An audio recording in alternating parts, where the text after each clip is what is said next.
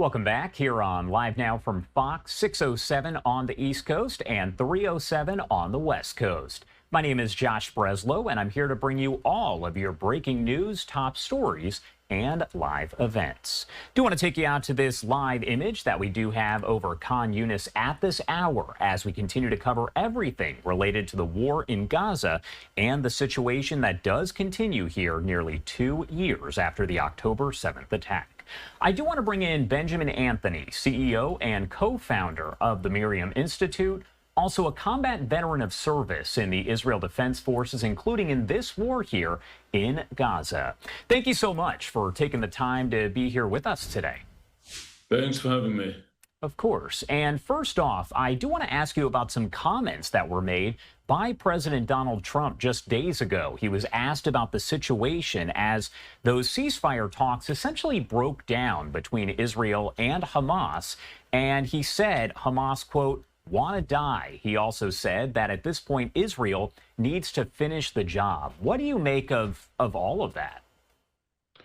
Well, I think that what we've seen, Josh, as a result of the collapse of the latest round of negotiations for the return of our hostages, those who are alive, incidentally, and those who are no longer alive, and for a potential ceasefire inside the Gaza Strip, is that contrary to what many say, in my opinion, say without any basis whatsoever, there is no opportunity for a complete deal at this time, namely to give Hamas everything that it's demanding in return for everything we're demanding. Our demands, to remind everybody, are very clear. It's the return of all of our hostages, the release of all of our hostages, and the end of Hamas as a potential threat to the people and to the state of Israel. Now, neither of those goals have been achieved to this point, and the reason that we were unable to bring about the negotiation that Special Envoy Witkoff was working on together with President Trump is very simple. Hamas has a say, and right now Hamas is saying no. They're saying no to Israel remaining around the perimeter of the Gaza Strip, which is an absolute imperative for our security considerations. And they're saying no to Israel maintaining a presence along the Philadelphia corridor, which is the only way to stop smuggling into the Gaza Strip from the Sinai Peninsula and thereby preventing another October 7th massacre. So when President Trump says that he believes Hamas wants to die, what he means is that they will sacrifice anything and everything, all of their civilians, all of their infrastructure, all of their leadership, on the altar of fighting a jihad, a holy crusade, depraved as it may be, against the very existence of the state of Israel. Israel will respond to that, and I think that you might see the ratcheting up of pressure on Hamas by way of the targeted elimination of its leaders, both inside the Gaza Strip and outside the Gaza Strip. As we talk a little bit more about that, we also heard from Prime Minister Benjamin Netanyahu there in Israel, who said they're looking for, quote, alternative ways after the ceasefire talks broke down. Break down your thoughts there on what that could possibly mean. Do we have an idea of what it means? Well, I think that under the current circumstances, Israel has to pursue a tri-pronged approach. It has to continue the military operation inside the Gaza Strip and to continue to ratchet that up as it has done so. But that military operation in and of itself is not bringing Hamas to heel. Not yet, not at this stage. Doesn't mean that it can't do in the future. But as I said earlier, we haven't achieved those two goals of bringing back the hostages and ending Hamas as a threat to the state of Israel. But it must continue. Secondly, I believe that the Prime Minister must continue to engage in negotiations, in those negotiations for the return of our hostages, as many as we can get, as soon as we can get them back into our midst. And thirdly, to continue, and I know that Israel has done this from the outset, from the stages immediately following the October 7th massacre. So I'm not calling for anything new here, but merely the sustained focus on this, as I believe will be the case, a sustained focus on the possible high-level extraction operations to go in, grab, and return our hostages as and when we're able to do that. So when you take those three approaches and you add to that the potential return of targeted assassinations for the leadership of Hamas, I think that you're listening to and hearing some of the potential new avenues that Prime Minister Netanyahu is speaking about. But this government cannot stand, in my opinion, if it does not achieve the goals, at the very least, of returning the hostages to Israel. One thing that's been mentioned right now by the Israel Defense Forces, these humanitarian pauses, so to speak, that are taking place during several hours of the day where there won't be fighting or anything of that nature.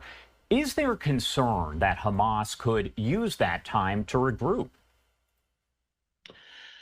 I think that there's very real concern, but I also think that Israel's ability to implement these humanitarian pauses speaks to certain successes. You know, when we operate inside the area of Judea and Samaria or the West Bank, our high-level military operations there tend to take place under a cloak of darkness during the nighttime. So basically from 8 p.m. to 10 a.m. Now, there are some exceptions, but those are generally the working rules of the game. I think the fact that Israel is able to pause operations for the period of 10 a.m. to 8 p.m. for a humanitarian pause, so-called, indicates the fact that we have reduced down from it being a terror army, Hamas, into a guerrilla force that is currently carrying out insurgency operations, and we're currently running something that could be compared to a counterinsurgency operation. So, as I said in my earlier response, this government really does have a responsibility to return all of these hostages. It can't be done by way of surrendering to Hamas's diktats. That won't fly. That won't be acceptable. And I think that the humanitarian pauses and our abilities to reduce the moments and the timing around which we're operating inside Gaza actually speak to our military successes there inside the Gaza Strip against Hamas. But I do say it's lamentable and I do say it's regrettable because there was no shortage of food or humanitarian aid inside Gaza. There is a shortage of humanitarian aid to our hostages. I've personally worked with hostage families, some of whose loved ones are still inside Gaza, others of whom have been brought home and rescued by way of military operations. And I know for a fact that our hostages are being held in the most depraved circumstances, the most disgusting circumstances, the most despicable circumstances inside Gaza. No humanitarian aid, no visits from the Red Cross, no international outrage. The international community has largely forgotten the plight of our hostages, but Israelis haven't, we won't do, and we shouldn't be expected to do so. What's lamentable about all of this, Josh, is that despite the fact there's no shortage of humanitarian aid, Israel now pausing as a result of international pressure, cynical international pressure, gives rise to the idea that prior to these humanitarian pauses and prior to these airdrops of aid, perhaps there was a shortage. That's not the case. It's important that viewers know it's not the case. And if there's any doubt, they should watch the videos that the IDF released of Hamas operatives feasting inside the tunnels of Gaza while denying food to the average Gazan. On that same note, I did want to ask you, I know there are a lot of unknowns, but digging a little bit deeper there into the Hamas terror group, does Hamas still exist now the way that it did prior to and on October 7th of 2023? Do we know? Hamas absolutely does not exist in the same incarnation that it inhabited prior to October 7th, 2023. Its battalions have been smashed. Its leadership has been decimated. Its decision makers and its strategists have been eliminated, not only inside the Gaza Strip with individuals like Yahya Sinwar, Mohammed Sinwar, and Mohammed Deif, the master strategist of Hamas's military wing, but also its leaders outside of the states of Israel. So it's really impossible to reasonably make the case that Hamas retains its initial, original command and control structure as it had in place prior to October the 7th. It's been massively, massively downgraded. But as I mentioned, it is now turning towards the tactics of a guerrilla force. It's launching ambushes against our forces. It's learning our movements inside the Gaza Strip. You know, for a military, one of the worst situations in which a military can find itself is a position of stasis, of standing still. Militaries should either be moving forward or they should be moving backwards, not necessarily retreating. But they should never be standing still.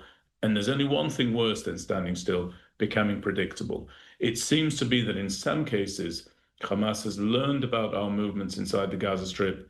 It is planting booby traps, weapons, munitions, IEDs, and unfortunately, we're losing soldiers as a consequence of that. But make no mistake, our soldiers have fought valiantly, bravely, and we have severely downgraded Hamas. But as the goal of this war was stated to be, so it must come to pass. They must never be permitted to constitute a threat to the state and the people of Israel again. And given that they readily recruit from among the Gazan population, it's my opinion that the President of the United States of America, President Donald Trump, has put forward the only practicable resolution to the quandary that is Gaza, namely the relocation of the Gazans and to countries that are eminently well-resourced to absorb them. Those countries include Egypt, they include the members of the European Union, and basically, in my opinion, it should include everybody who cynically tries to telegraph its profound concern for the Gazans, but does absolutely nothing to alleviate the suffering in which they find themselves as a consequence of the Gazan leadership, namely Hamas's actions on October the 7th.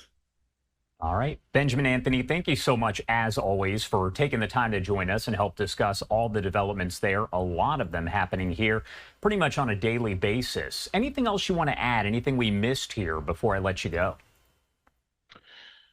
I just want everybody to keep in mind that there is a very clear convention when it comes to the international community in the face of displaced persons. When you have a mass displacement of people, the international community first implores neighboring and non-neighboring states to absorb the displaced and then applauds them for doing so. We saw that in the case of Syria. We saw that in the case of Ukraine. The moment there was a displaced population, neighboring and non-neighboring states absorbed them and were applauded for doing so. Only in the case of Gaza do we face a dreadful double standard where the international community claims falsely that any country that absorbs the Gazans is complicit in an act of ethnic cleansing, and that uniquely the Gazans alone, unlike every other displaced group on the globe, want to remain in precisely the immiserated conditions in which they find themselves as a result of their own leadership. That double standard has to be exposed and talked about. The Trump vision is the correct vision. All right. Benjamin Anthony, thank you so much again for taking the time to be here with us on this Monday morning. We appreciate it. Thank you for having me.